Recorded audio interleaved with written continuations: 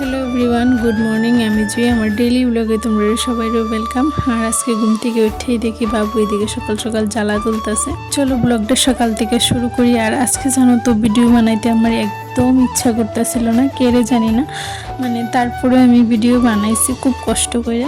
আমি যেহেতু ভাবছি যে 100 ডেজ চ্যালেঞ্জ লইছি, তো এটা কমপ্লিট করার চেষ্টা করতেছি আমি। আর তোমরা আমার একটু সাপোর্ট করো প্লিজ প্লিজ, কারণ তোমরা একটু সাপোর্ট করলে আমি ভিডিও বানাইতে হইতো বা আরও বেশি উৎসাহ পাইমো।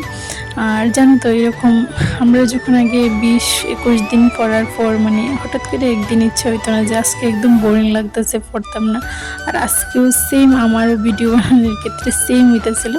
তো চলো এইসব বাদ দাও। আর এদিকে মা ডিম সিদ্ধ করছিল, তো আমি সবাইরে দিলাম, এই বিশাল তারারে প্রিয়াদের দিলাম। তারপরে এদিকে আমি যাইতেছিলাম জ্বালা খেতে, বাবু জ্বালা তুলতেছে, তো এটাই আমি দেখার লেগে যাইতেছি।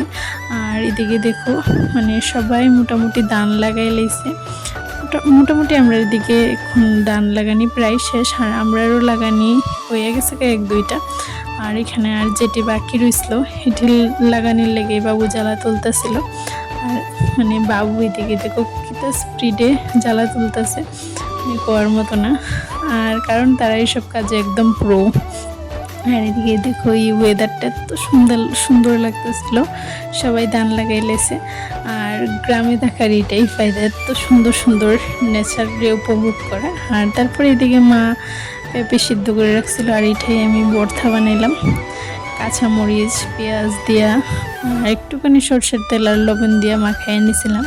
আর মা গেছিল গা খেতে, আর প্রিয়া এদিকে ডাল আর চাটনি বানাইছিল।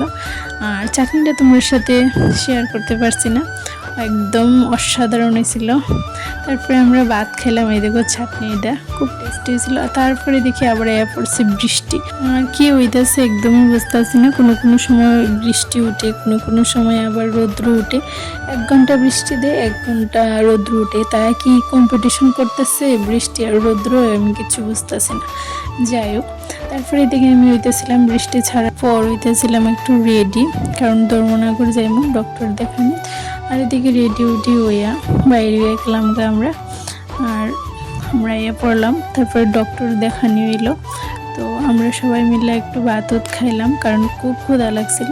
ভাত খাইয়া এদিকে আমরা বাড়িতে পড়লাম। তো আজকের ব্লগটা এখানেই শেষ করলাম। তোমরা সবাই ভালো থেকো, দেখা হইব আর একটা নতুন ভিডিওতে। তোমরা সবাইকে গুড নাইট।